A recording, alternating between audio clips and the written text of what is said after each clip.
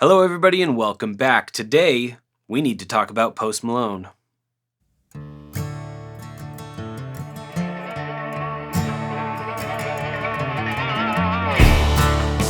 Alrighty, thanks so much for tuning in. Today, we gotta talk about Post Malone and what he's doing for guitar. Now, Post Malone is typically known for being a hip-hop or a rap artist, and he has some great tunes in that genre.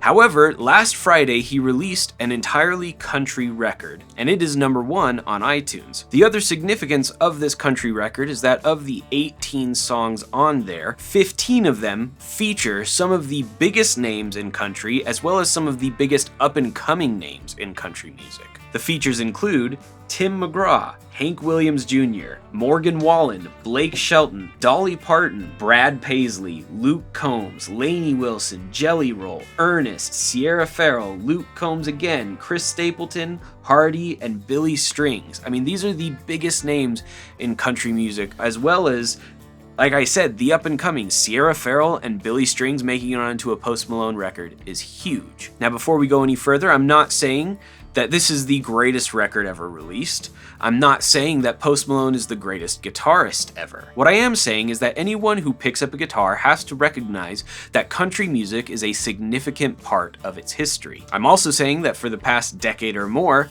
guitar has been fairly absent from pop music. There are a few outliers, of course, but for the most part, pop music nowadays has kind of walked away from the guitar. Now, I personally have never felt that guitar was dead because of this. In fact, I believed that guitar was taking a break while music took a little rumspringa into electronica and all sorts of other production techniques so that it could see what else was out there and return to what has been a driving force of popular music for almost 100 years now. And I think that this record is an indication that we're on our way back. You see, for those of you who are new here, I'm a producer, I'm a songwriter, I'm a guitarist that plays regularly in bands, and in addition to all of that, I also teach guitar. And there's a reason why I still choose to teach guitar.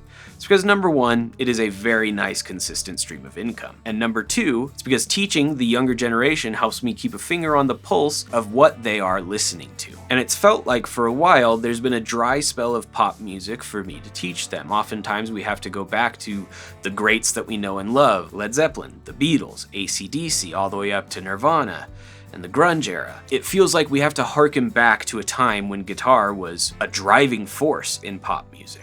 And then there's been this desert that we've been wandering through where guitar pops up occasionally and we can learn stuff there, but we haven't had a record that is guitar driven. A couple weeks ago, I started talking to my students about an upcoming recital where I hire a bunch of my buddies and give my students the opportunity to sit in with a band of professional musicians and play a song of their choosing. And out of the 15 to 20 students that I teach each week, I would say about a third to half of them mentioned Post Malone as someone who they would be interested in learning one of his songs.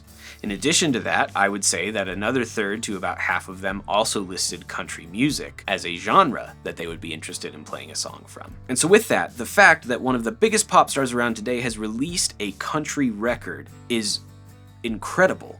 Not only that, he's released a record with some of the best songwriters of all time. Brad Paisley, Dolly Parton. You can't deny that they are incredible songwriters and incredible musicians. On top of that, and this is the real thing I want to get to, the entire record is guitar driven. I'm pretty sure every single song starts with a guitar riff. In addition to that, the first song is in Dadgad, and the chord progressions are not just your typical 1, 4, 5, minor 6. There's interesting changes, there's incredible guitar licks, and incredible songwriting and things that honestly are definitely worth a listen. On top of that, the guitar solos and the guitar work that exists in this record is incredible. So that leads us to the final question, and probably the reason why you're still here, which is, why should we as guitarists embrace Post Malone? Well, the next generation that's coming up is going to listen to this record, they're going to love it, and it's going to push them to pursue music, to pursue guitar, so they can play along with their favorite songs the same way that rock music or country music may have done for all of you.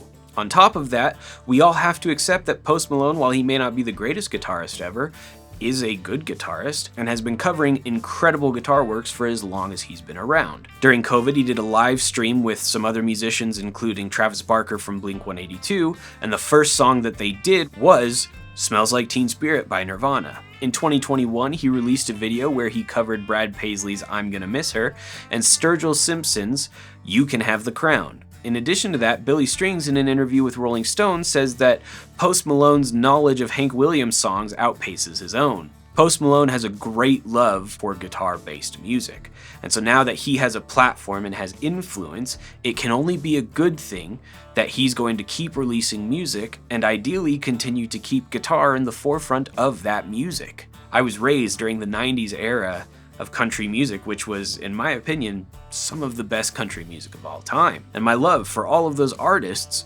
grew, and it made me want to pursue guitar. And as I got more into guitar, I found rock and roll, I found Led Zeppelin, I found AC/DC, I found all of these greats that all influenced the guitar for the better, and it made me a better guitarist. Whether or not you like his singing voice or his music is beside the point. I believe that as the guitar community, we should be backing Post Malone because he's someone who will keep guitar alive in modern music and therefore influence the next generation, who maybe, like myself, will be raised on this country album, but look beyond it and find rock and roll, and find all the other people that my favorite artists listen to and start listening to them. So if you're the type of person that keeps complaining that guitar has disappeared from pop music, who says that they just don't seem to write music the same way that they used to, now's the time to go listen to Post Malone. Listen to this record. It's basically a 90s country record. It has all the hallmarks and keystones of that genre,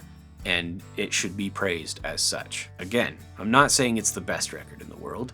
I'm not saying that Post Malone is my favorite artist. I'm saying that because Post Malone loves guitar and loves to play guitar and loves to write music with guitar, it can only be a good thing that he has such a high influence on music and on guitar culture. But what do you think? Have you listened to the new record? Did you love it? Did you hate it? Let me know down in the comments below. Once again, my name is Mac Wright. Thank you so much for watching. Please like and subscribe, but if nothing else, please go make someone else's day better. We'll see you around.